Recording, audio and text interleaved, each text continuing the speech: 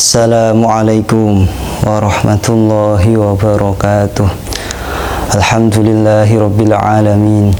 Assalatu wassalamu ala rasulihi wa aminihi ala wahyih wa khiratihi min khalqih arsalahu rabbuhu rahmatan lil alamin wa hujjatan ala al insani ajma'in.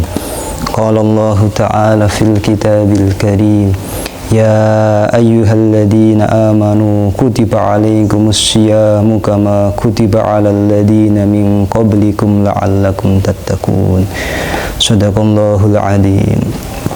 Sahabat Ansor yang dihormati dan dimuliakan oleh Allah Subhanahu wa taala, tidak terasa bulan Ramadan akan meninggalkan kita. Entah ini Ramadan yang keberapa kalinya, namun doa kita tetap sama. Semoga tahun-tahun yang akan datang kita bertemu lagi dengan Ramadan. Ada kebiasaan positif yang telah diajarkan kepada orang tua kita, kepada kita sejak masa kanak-kanak, yakni pembiasaan puasa. Memang puasa kita saat itu masih belum full atau belum sesuai dengan ketentuan syariat, yakni mulai subuh hingga maghrib. Puasa kita saat itu masih puasa setengah hari atau dalam istilah kita puasa beduk. Tapi bukan berarti itu salah, karena saat itu memang kita atau anak-anak belum berkewajiban puasa karena belum balik, belum termasuk mukallaf taklif.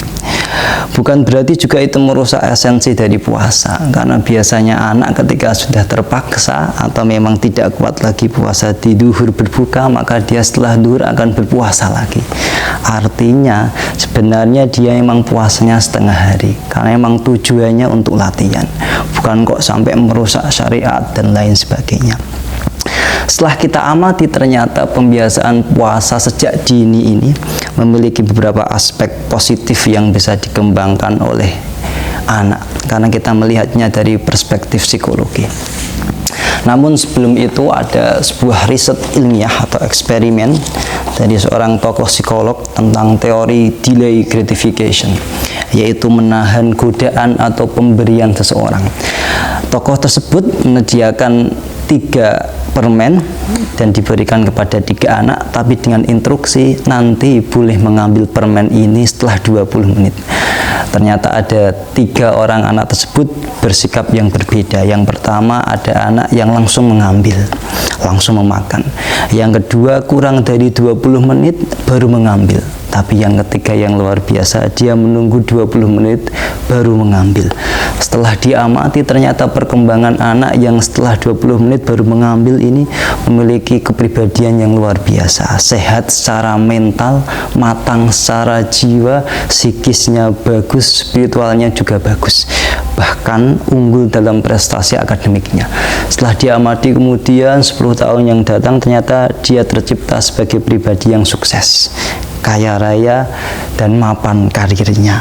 Jadi kemampuan diri untuk menahan dari keinginan atau willpower ini ternyata berdampak pada keberhasilan masa depan anak. Kalau kita amati, justru ini kan teori dari berpuasa, imsak dari hal yang membatalkan atau menahan sesuatu yang sebenarnya dia diinginkan, tetapi bisa menahan, ternyata berdampak yang luar biasa. Hal yang perlu kita lakukan dalam melatih anak kita untuk puasa adalah memberikan contoh atau keteladanan, modeling kepada anak kita puasa duluan, sehingga anak tidak merasa dipaksa, karena kecenderungan saat itu anak itu meniru atau melihat apa yang di sekelilingnya lantas meniru, atau dalam istilah psikologi self-imitation. Ketika anak kita sudah mau berpuasa walaupun setengah hari, maka kita harus memberikan sebuah reward atau apresiasi, hadiah kepada mereka. Berarti anak kita ini orientasinya materi, berarti komersil, mintanya hadiah. Mungkin ada pertanyaan seperti itu. Kita jawab dengan sebuah teori pembentukan perilaku manusia. Dalam pembentukan pembiasaan baru, memang individu ini butuh adanya sebuah pemicu atau iming-iming dulu. Tetapi kalau sudah terbiasa, nanti tercipta namanya sebuah habit atau kebiasaan baru yang sudah melekat. dan lama-kelamaan nanti orientasinya tidak mau hadiah lagi karena mereka sudah tercipta habit yang baru, maka dia akan proses fokusnya pada puasa, tidak hadiah lagi. Itu sebuah teori pembentukan perilaku manusia dalam kajian psikologi. Selain itu, ketika anak kita sudah mau berpuasa, maka orang tua ini harus mau memberikan afirmasi positif atau pengukuhan bahwa terhadap kemampuan anak dalam mengendalikan diri. Oh, kamu hebat nak, kamu sudah bisa berpuasa mulai dari subuh walaupun sampai duhur, tapi ini luar biasa. Kalau kamu terbiasa nanti bisa sampai kuat seharian full. Nah, sehingga anak nanti ini akan tumbuh kepercayaan diri dan mengatakan saya kuat puasa.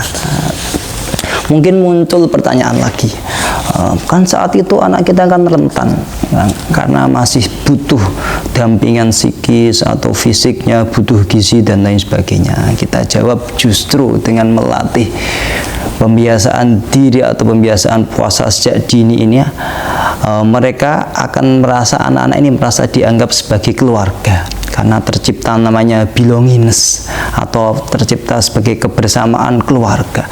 Nah, sehingga nanti orang tua sama anak bisa berbuka bersama, sahur bersama bareng dan lain sebagainya. Justru kalau anak nggak berpuasa nanti diasingkan, makan disuruh sembunyi, lantas nanti ketika buka tidak boleh bersama, nanti anak akan cenderung lonely atau kesepian. Itu tidak bagus dari psikis anak.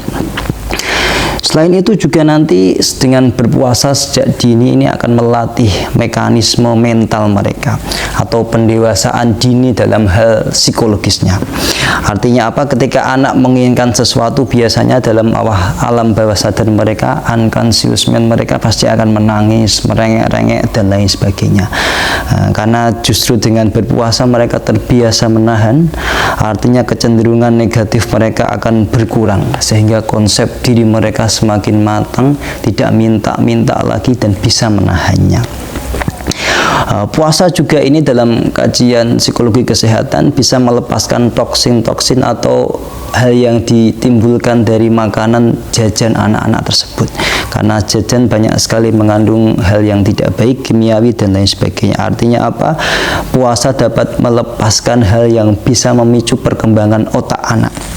Bahkan riset mengatakan menahan diri atau berpuasa mampu meningkatkan konsentrasi dan fokus anak, sehingga kognitif anaknya semakin meningkat. Itu diamati dari BDNF, Brain Drive Neurotropic Factor, artinya faktor pemicu anak bisa semakin cerdas dengan melatih menahan diri dan fokus terhadap apa yang seharusnya tidak dilakukan.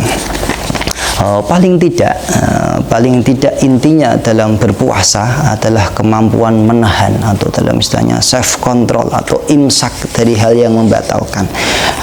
Berusaha self control ini akan muncul ketika ada namanya komitmen diri atau niat yang kuat. Niat yang kuat ini akan menghasilkan self-effication, keyakinan akan kuat menjalankan puasa. Sehingga ketika ada keyakinan dalam dirinya, maka getaran hatinya akan mengirimkan sinyal positif bahwasanya tubuh ini akan kuat puasa. Itu pun dengan anak kita. Kalau kita sebagai orang tua kok terus memanjakan sehingga anak kita kayaknya nggak kuat ini, maka akan nggak kuat beneran. Tapi kalau berlatih akan terbiasa, nanti ketika dewasa akan ringan kewajiban puasa. Paling tidak anak kita akan terasa kejujurannya ketika kita berpuasa. Honestly-nya luar biasa, karena ketika dia terpaksa jujur, tidak makan sembunyi ketika di luar rumah dan lain sebagainya. Dan nanti anak kita semakin kritis. Nanti anak kita bertanya apakah ini boleh membatalkan atau tidak, tanpa kita suruh, tanpa kita marahi sekalipun. Dan anak kita akan terpaksa disiplin diri, disiplin sahur, disiplin tarawih dan lain sebagainya. Dan yang terakhir, anak kita kepekaan sosialnya akan meningkat. Nanti dia akan kita latih berbagi buka puasa, nanti menabung untuk membeli beras zakat fitrah dan lain sebagainya. Sekian dari kami, mohon maaf atas kekurangan dan kehilafan. Wallahul muwaffiq. Assalamualaikum warahmatullahi wabarakatuh.